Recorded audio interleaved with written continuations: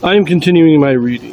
What I'm doing in this series is to read through the entire standard works of the Church of Jesus Christ of Latter-day Saints. This consists of the Bible, the Book of Mormon, the Doctrine and Covenants, and the Pearl of Great Price. I am reading in a chronological order of events, not according to publication or volume, so I will be skipping around a bit as I move along.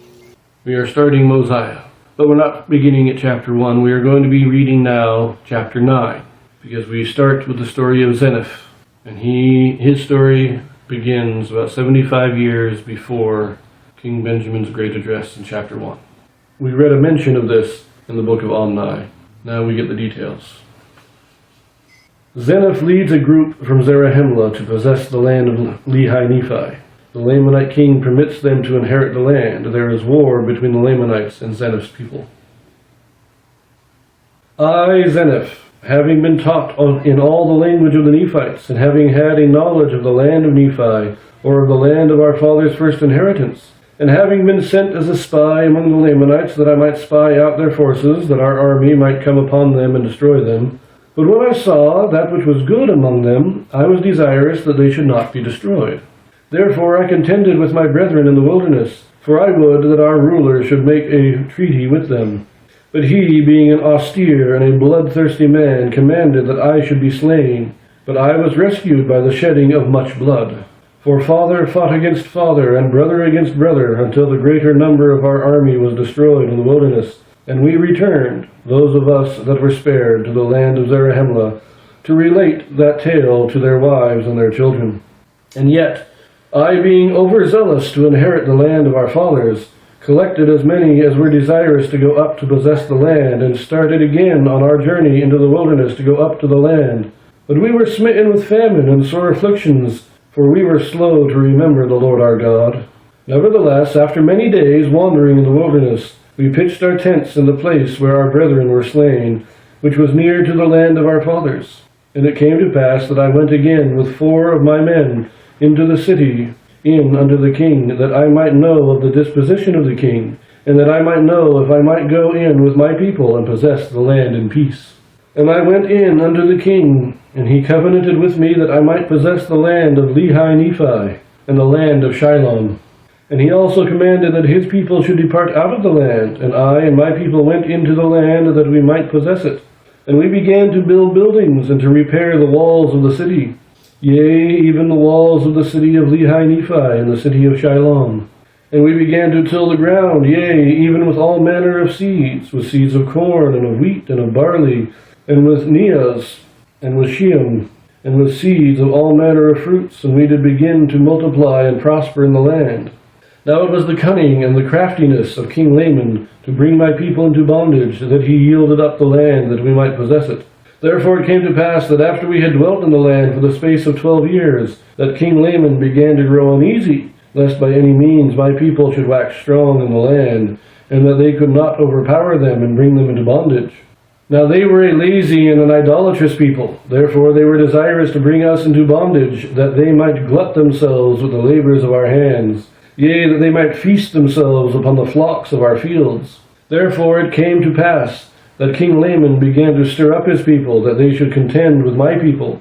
Therefore there began to be wars and contentions in the land. For in the 13th year of my reign in the land of Nephi, away on the south of the land of Shilom, when my people were watering and feeding their flocks, and tilling their lands, a numerous host of Lamanites came upon them, and began to slay them, and to take off their flocks and the corn of their fields. Yea, and it came to pass that they fled, all that were not overtaken, even into the city of Nephi, and did call upon me for protection.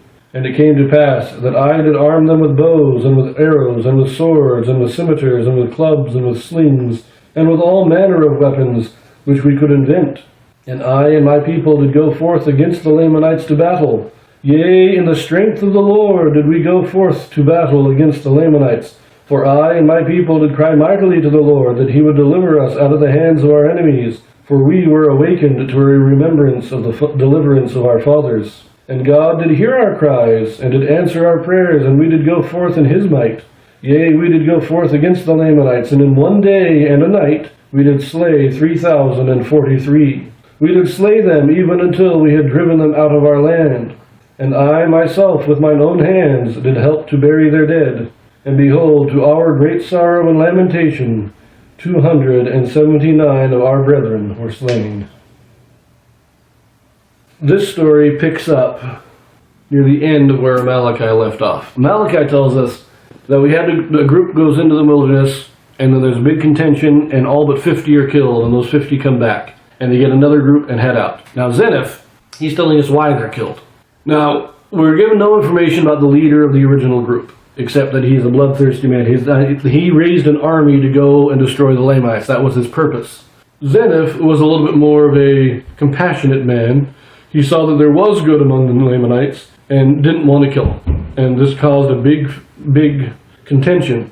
But Zeniff is not the one that started the bloodshed.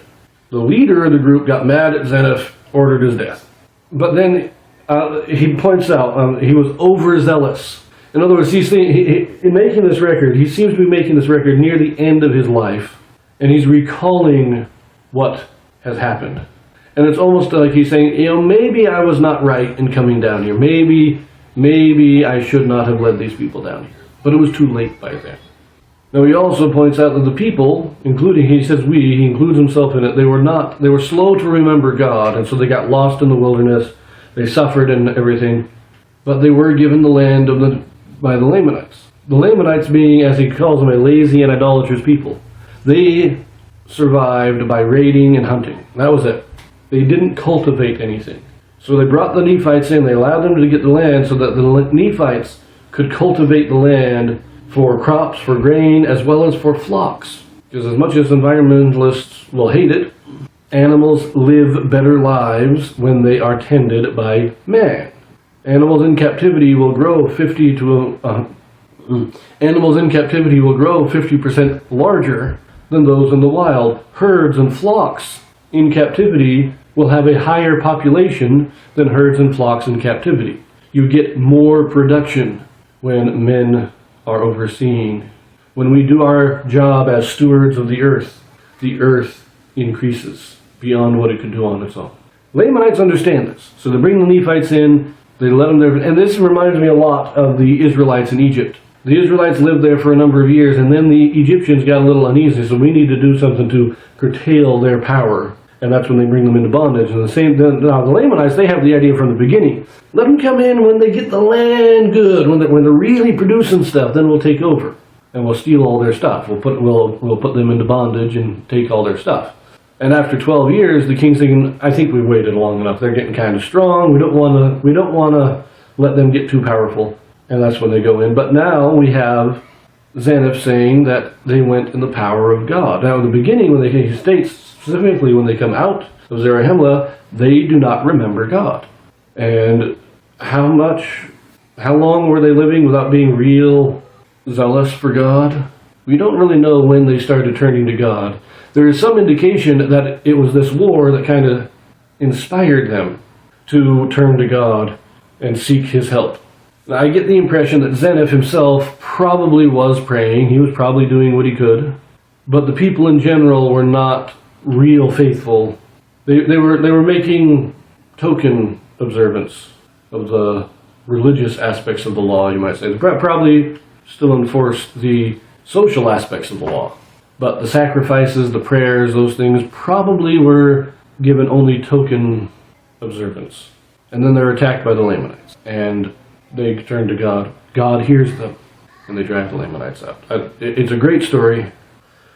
We leave that here, and we will read chapter 10 next. So I will see you there.